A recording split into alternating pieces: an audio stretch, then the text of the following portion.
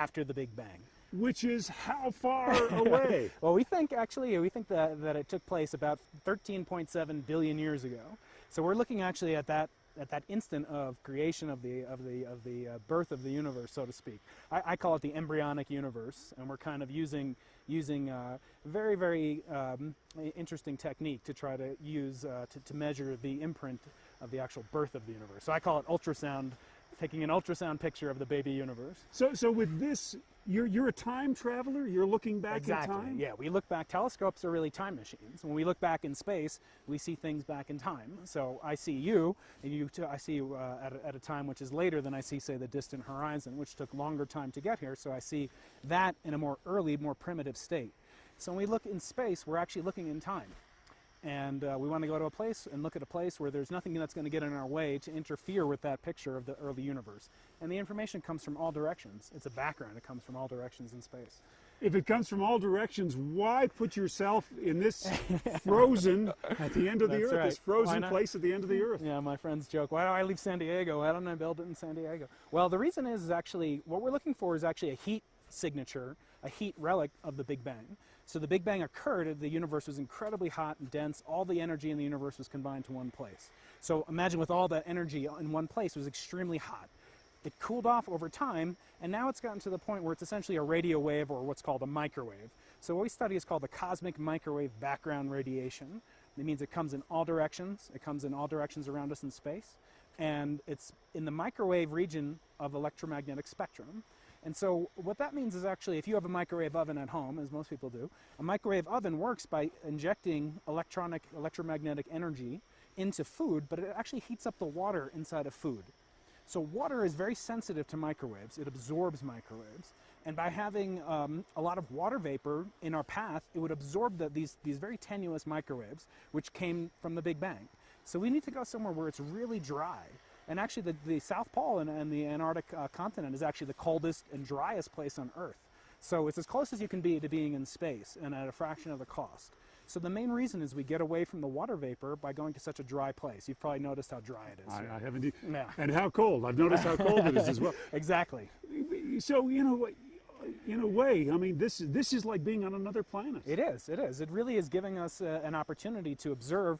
As I said, it's equivalent, to some extent, to being at the best place on Earth to observe, which is as close as we can get to being in space as possible. And it's about 1% of the cost or so to build an experiment here at the South Pole. And we have all these resources.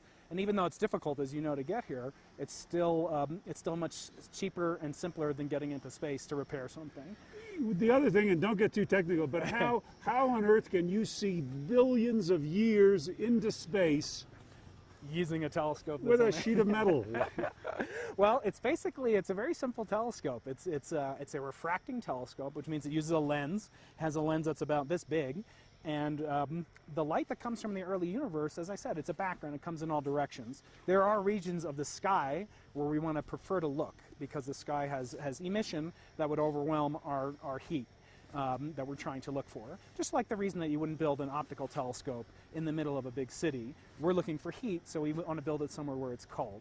So the light has traveled all this way, and the reason that the reason we go here is to get away from water vapor. We don't want this photon that's been traveling since the birth of the universe itself to be absorbed in anything. So it's actually coming in all directions. And actually, if you have an old TV set at home, the kind that's not a digital TV set, static on that TV set, actually a few percent of that static is actually coming from the cosmos itself. So it's not that the electromagnetic energy that we're looking for is so rare in the universe. It's quite populous, but it's very tenuous. And to look for it, to build this telescope, we just need to look in the region of the sky that's clean, that doesn't have something in front of it called a foreground, something absorbing or emitting microwaves, which would tend to absorb it. If we do that, we look back in space. If you look out in the night sky, you're seeing as far back in time as this telescope is. So that's the beauty of this background. It comes to us in all directions. So as long as there's not something obscuring my view, we can see back to the beginning of time. And actually the human eye can do it, and a telescope can do it. It's just we're not sensitive to microwaves. So if we were sensitive, if our eyes worked in the microwave, we would see this amazing, beautiful, colorful blurs and blobs in the sky about the size of a full moon or so, twice the size of the full moon. And that would cover the entire sky with this beautiful pattern. Our eyes don't work in the microwave, but if it did, that's what it would look like. We would see it just the same way. The photons make it all this way, and that's the least we can do to make sure they have a nice detection when they come to Earth, and that they're going to tell us something very interesting about the birth of the universe. Great, great. Thank you. One thing, can you just estimate the temperature it is right now and say how good that temperature is? Right here at the South Pole? Right. Yeah, so one of the benefits of being here is that it's night 6 months of the year. You'll notice today the sun will just move around in a circle, but it's slowly spiraling down. And when it gets below the horizon, it actually gets much colder. And it's much darker. The sun is a very bright source of microwaves as well. So being here during the winter when the sun is down, it's an incredibly pristine place for us to observe. Right now the temperature is about -40, which is the same Celsius or Fahrenheit. And with the wind chill, it was close to -50 earlier today. The coldness of the atmosphere keeps the water vapor that is so harmful to us out of our way. But that being said, in the summertime, we don't get as much data as we do in the wintertime. We can still observe. It's -40 now. You're happier when it's -100. When it's -100, exactly. We pay one guy to come here, and we tell him as a joke, we tell him you only have to work for one night, and he can come out and take pictures of the universe and observe something that no human beings maybe ever seen before in their lives. And that's, yeah, when the temperature is colder the better for us. We're looking for a signature that's just a few degrees above absolute zero. So even today is considered a tropical day for, for what we're trying to measure. -40 tropical weather. Exactly. Okay, thanks. Thank you. Great, great. Yeah. Okay. So you want us to walk like around this way? Across in here into the door and okay, Yeah, tell we me can about peek it in while we're here. on it. Yeah. Yeah, so we're walking towards the observatory's ground screen. It protects us from seeing the surface of the South Pole, which is actually close to 200 degrees above the temperature of what we're looking for. Oh. So we're looking for this heat temperature that's only a few degrees above absolute zero. The telescope's shield is in here. The baffle, it protects us from wind.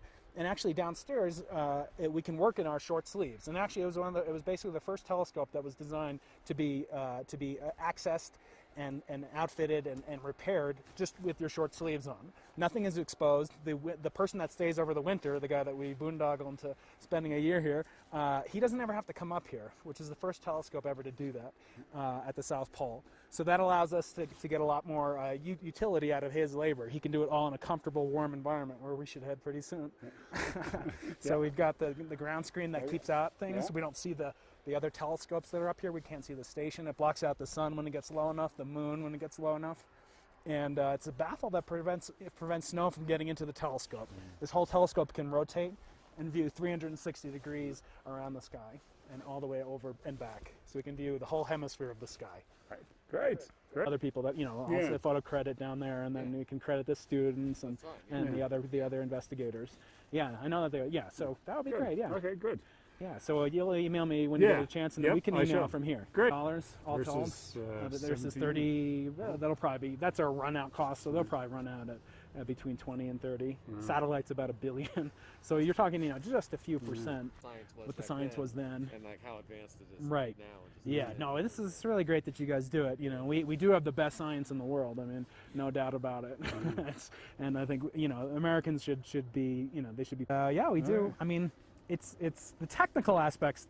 Okay, that would take you. That's beyond your capabilities. Just because I spent my whole life, my whole career learning about it. No, the technical stuff. I'm not even going to try to understand the technical stuff. It'd be like it's the scale.